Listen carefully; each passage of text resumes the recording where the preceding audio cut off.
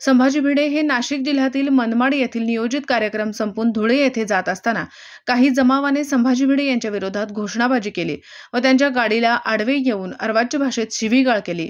अशांवर police प्रशासनाने त्वरित कारवाई करण्याची मागणी शिवप्रतिष्ठान हिंदुस्थानच्या वतीने जिल्हाधिकारी डॉक्टर पंकजा यांना दिलेल्या निवेदनातून केली आहे।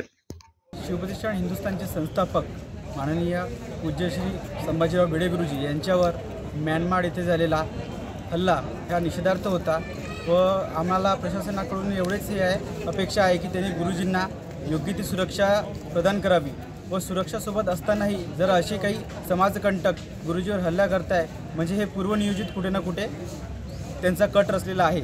यांच्या सर्वांच्या मुसका वाढल्या पाहिजे व गुरुजींना राज्यभर व राज्याच्या बाहेरसुद्धा सुरक्षा देण्यात यावी अशी ही अपेक्षा आम्ही सर्व धारकऱ्याकडून करण्यात येत आहे। अशी मागणी आम्ही जिल्हाधिकारी मार्फत मुख्यमंत्र्यांकडे अर्ज देऊन मागणी केलेली आहे व त्याची पूर्तता व्हावी हीच आमची सर्व धारकऱ्यांची अपेक्षा आहे। काय नाव तुमचं? सागर रवींद्र लू।